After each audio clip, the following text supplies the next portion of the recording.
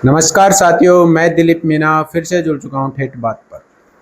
साथियों, इस वक्त हम मौजूद हैं सीकर जिले के फतेहपुर विधानसभा क्षेत्र में। यहाँ से विधायक हैं हकम अली खान और पिछले 5 कार्यकालों से यहाँ के क्षेत्र में कांग्रेस का वर्चस्व बना हुआ है, बल्कि राजस्थान में बीजेपी सरकार है।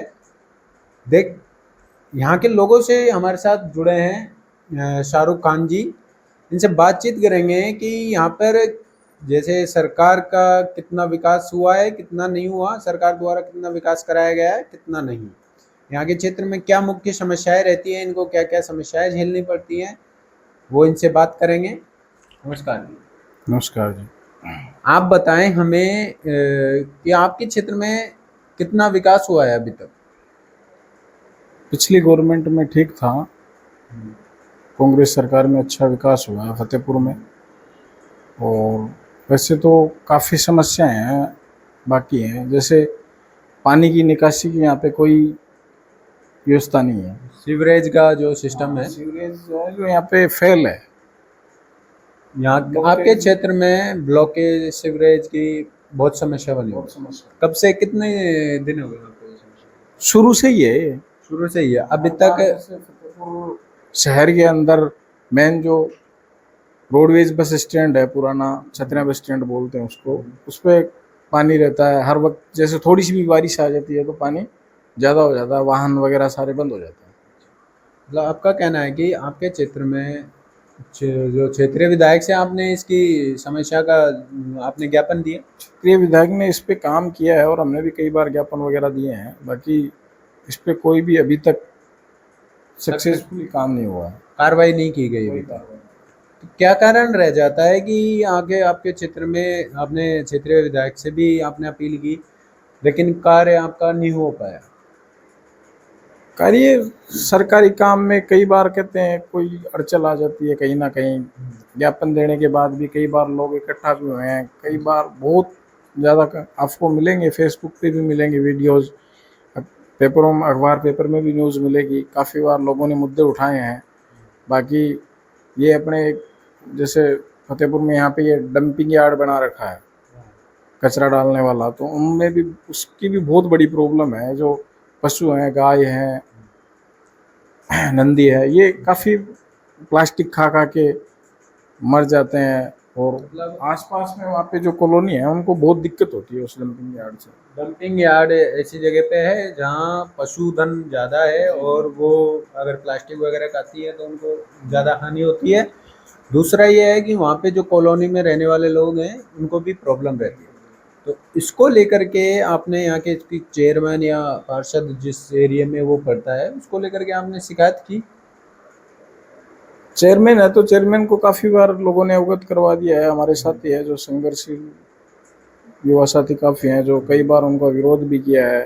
नगर पालिका प्रशासन को पता भी है, पर सब अपनी गलतियां छुपाने के चक्कर में रहते हैं। बाकी काम कोई नहीं करता, धरातल पे काम नहीं हो रहा है।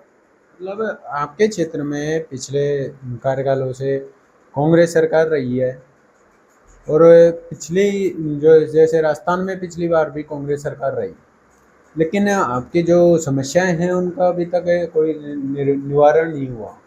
बिल्कुल समस्याएं बहुत है फतेहपुर में, और समस्या कोई निवारण नहीं हो रहा है।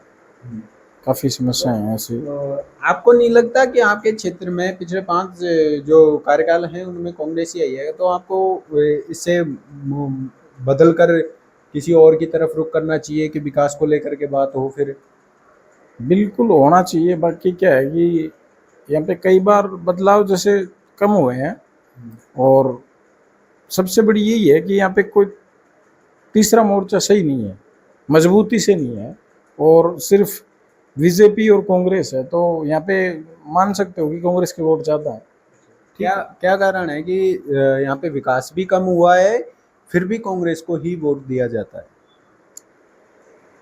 कारण तो ये भी हो सकता है कि उनके वोट परसेंटेज ज़्यादा है। और बीजेपी में क्या है कि बीजेपी के नेता काफ़ी जो यहाँ पे धरातल पे है ना, वो खुद ही बाकी बन जाते हैं अपनी पार्टी के। सच्ची बात तो ये है, ठीक है। और तीसरे मोर्चे पे जैसे मानो भैया आरएलपी है और है, तो वो इतनी मजबूत नहीं है कि यहाँ पे ठीक है, आने वाले चुनाव में अपना प्रदर्शन शायद अच्छा कर सकती है। मतलब आपके क्षेत्र में जो आप बता रहे हैं कि तीसरा मोर्चा एक कमज़ोर दिखाई दे रहा है कि कोई तीसरा मोर्चा नहीं है, सिर्फ बीजेपी और कांग्रेस है।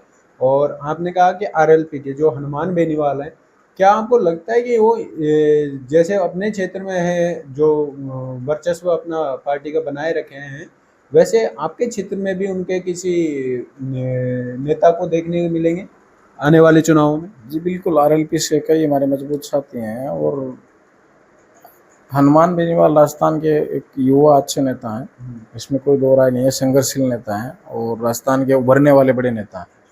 तो क्या लगता है कि इस बार सत्ता में हनुमान बेनीवाल अपनी पार्टी का परचम लहरा पाएंगे?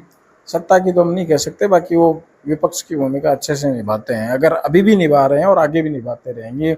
सत्ता की तो ये है कि कब जनता की क्या समझ में आ जाए, इससे कोई नहीं जान सकता है कि कांग्रेस आए, आरएलपी आए, भारतीय जनता पार्टी वापस रिपीट हो जाए, इसको नहीं कह सकते। क्या है कि राजस्थान में एक तरह से एक बना हुआ है, मिथ बना हुआ है कि एक बार बीजेपी एक बार कांग्रेस। तो आपको क्या लगता है कि भजनलाल जी के कार्यकाल को देख करके, जो पिछली सरकार के कार्यकाल हुए थे जिसमें कांग्रेस सरकार थी, गहलोत जी यहाँ के सीएम थे, तो उनके कार्यकाल में और इनके कार्यकालों में अंतर निकालें तो इस बार बीजेपी दोबारा आ पाएगी? भजनलाल जी की गवर्नमेंट फेल है बिल्कुल, और इसमें कोई दो राय नहीं है। यहाँ पे वो 2 बार दौरा करके गए हैं, शेखावाटी में, रामगढ़ भी आए हैं और फतेहपुर भी आए हैं, उन्होंने कोई भी सौगात नहीं दी। अभी जैसे आपने बताया कोई भी सौगात नहीं दी, तो शेखावाटी को जो यमुना जल समझौते के तहत जो पानी लाने की बात है, वो भी एक सौगात के रूप में ही है। बिल्कुल, शेखावाटी को जो ये यमुना जल समझौता जो है ना, ये काफ़ी टाइम से इसकी, हालांकि इसमें क्या है कि कांग्रेस सरकार ने भी बहुत ज़्यादा कोशिश की है, बाकी वो नहीं ला सके। अभी बात करें कि जैसे यहाँ के क्षेत्र में ओला परिवार भी बहुत मजबूती से खड़ा हुआ है, खड़ा था। उन्होंने भी, लोगों को कहना ये है कि वो जब सत्ता में आते हैं तो यहाँ के स्थानीय लोगों से वोट मांगने के लिए सिर्फ एक मुद्दा है कि हम पानी लाएंगे तो हमें वोट दीजिए, और वो पानी ना नहीं ला पाए। क्या ये मुख्य कारण रहा कि वो सिर्फ अपना वोट बैंक बनाने के लिए पानी की बात करते थे लेकिन पानी नहीं ला पाए? देखो, स्वर्गीय शीश राम जी ओड़ा है, केंद्रीय मंत्री भी रहे हैं अपने, उन्होंने अपने टाइम में काफ़ी लोगों के काम किए हैं और उनका जुड़ाव था वो शेखावाटी से, हमारे बेल्ट से बढ़िया, बहुत ही अच्छा जुड़ाव था उनका। और उनके नाम से ही उनके जैसे सुपुत्र हैं विजेंद्र जी ओड़ा हैं, तो ये उनके नाम से ही जीत रहे हैं, इनको काम से वो काम ये कुछ नहीं कर रहे। मतलब जो विजेंद्र जी ओला सांसद हैं, वो सिर्फ उनके पिताजी के नाम से ही जीत रहे हैं। उनको वोट सिर्फ उनके नाम से मिल रहे हैं, अगर कार्य नहीं कराया उन्होंने आपके क्षेत्र में? नहीं, एमपी कोटे से इतना कोई कार्य नहीं हुआ है, स्पेशली फतेहपुर विधानसभा में। स्पेशली आपके क्षेत्र में। और बाकी आपके जो स्थानीय विधायक हैं हकम अली खान, उनके द्वारा कितना विकास कार्य कराया गया है आपके क्षेत्र में?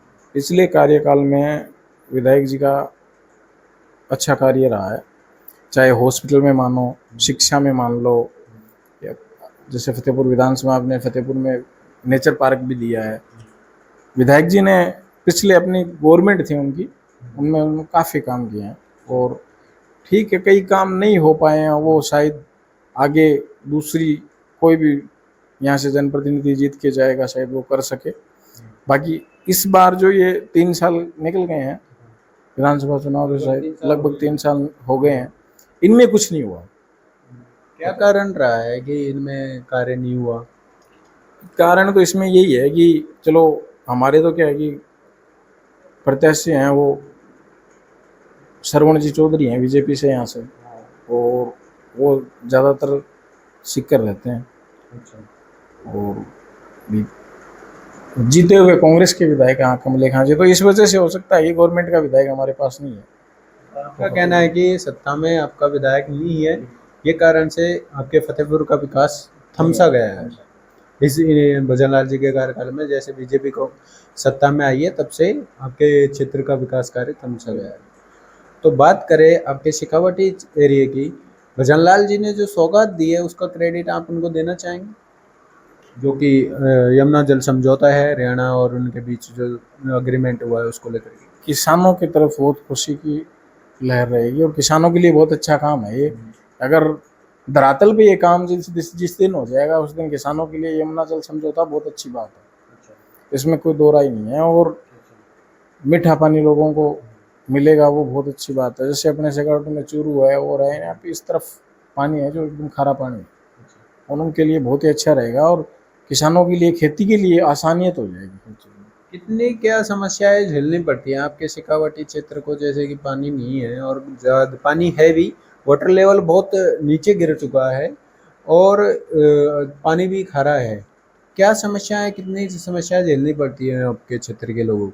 फसलों के लिए तो समस्या ही समस्या है, किसानों के तो लिए फसलों के लिए समस्या है। अब टाइम पे बारिश नहीं हुई है तो मानो अगर जल समझौता हो गया ना तो उसके बाद बारिश टाइम पे नहीं भी हो रही है तो थोड़ा ज़रूरत नहीं रहेगी, पानी रहेगा खेतों में तो कोई दिक्कत नहीं आएगी। बारिश थोड़े दिन लेट भी होगी तो कोई दिक्कत नहीं आएगी। किसान के लिए खुशी की बात है, बहुत ही अच्छी बात है। अभी कुछ लोगों का, जैसे कि आप बताएं, हम ही किन्हीं लोगों का कहना है कि मतलब जैसे कि कांग्रेस नेताओं का कि जो जल समझौता हुआ है ये इन पर इनका जो गलत टिप्पणियां कर रहे हैं कि ये तो अपनी राजनीतिक मुद्दा चमकाने के लिए किया गया है, बाकी ऐसा कुछ नहीं है, धरातल पर कार्य नहीं होगा। देखो ये तो पक्ष विपक्ष का काम होता है कि एक दूसरे पे एलिगेशन लगाए और जनता को गुमराह करे, सच्ची बात तो ये है। और भाई आपकी गवर्नमेंट में कोई काम हो रहा है तो आप उसको उनको बिल्कुल सही नहीं बता सकते। बीजेपी गवर्नमेंट सही नहीं बताएगी, कांग्रेस की जितनी भी नीतियां वो बीजेपी से ही नहीं बताएगी, बीजेपी की जितनी भी नीतियां वो कांग्रेस से नहीं बताएगी। एक दूसरे के विचार भी तो नहीं मिलते ना, तो विचार मिलते तो पार्टी एक ही हो जाती। बात डोटासरा जी ने भी इस बात पर कुछ कहा, तो आपको नहीं लगता कि उनकी सरकार में वह शिक्षा मंत्री रहते हुए भी पेपर लीक के मामले को नहीं रोक पाए? ये पेपर लीक वाला प्रकरण है ना, ये एक ही थाली के चट्टे बट्टे हैं।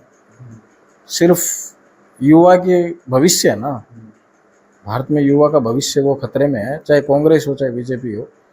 इनों के ये फेलियर है, दोनों फेलियर गवर्नमेंट है। ये युवा के साथ नहीं चलना चाहती, पढ़े लिखे युवा से डर लगता है इनको।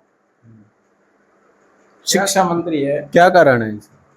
कारण यही है जो आगे मंत्री एमपी बैठे हैं वो पढ़े लिखे नहीं है, यही कारण है। आज मदन दिलवर शिक्षा मंत्री हैं तो देख लो क्या उनकी क्या ग्रेजुएशन है। देखो ये लोग क्या है कि पढ़े लिखे जो जागरूक युवा है ना हिंदुस्तान के, भारत के, इनसे डरते हैं लोग। आज यानी एक उस धर्मेंद्र प्रधान जो केंद्रीय शिक्षा मंत्री हैं उनके इस्तीफे के लिए लड़के अपने हिंदुस्तान के युवा हैं और सोनम वांगचू जी हैं, वो वहाँ पे धरने पे बैठे हैं। आज 13 दिन हो गए हैं भूख हड़ताल पे बैठे हैं।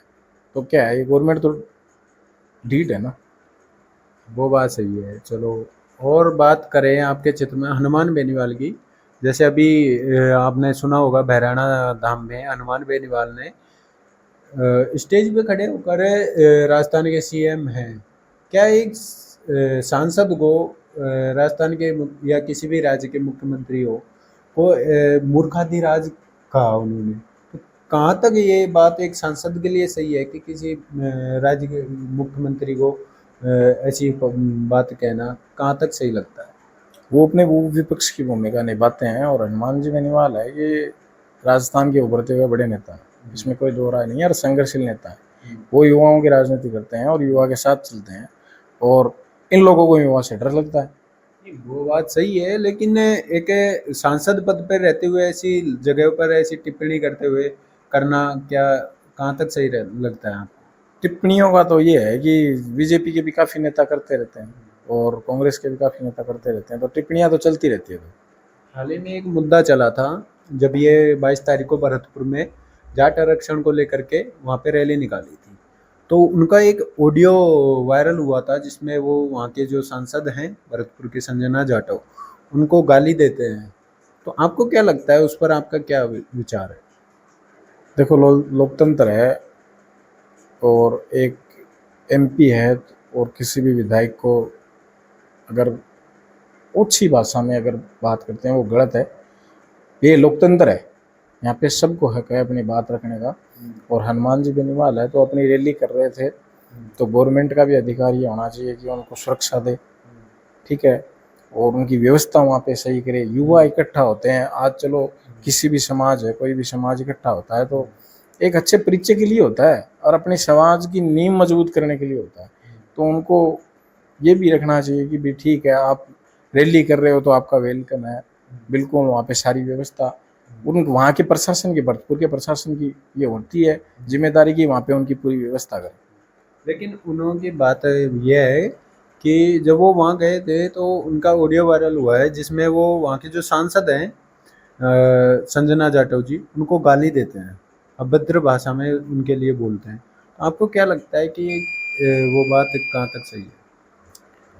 मैंने आपको यही कहा कि गाली देना गलत है किसी को, मैं आपको बोलूँ या आप मुझे बोले, गाली देना बहुत गलत है। और बाकी कुछ ये भी हो सकता है, कई बार एडिट वीडियो भी हो जाती है, वो लड़के डाल देते हैं आजकल, एडिट करके भी डाल देते हैं। बाकी वो एमपी हमसे ज़्यादा शायद समझदार हैं और हमसे ज़्यादा उनको तजुर्बा है, काफ़ी लंबी राजनीति का अनुभव है उनको। क्या लगता है उस पर उन्होंने ना संजना जाटव का कोई रिप्लाई आया ना हनुमान बेनीवाल का इस पर कोई वो निष्कर्ष आया कि ये वीडियो ऐसे है ऐसे है?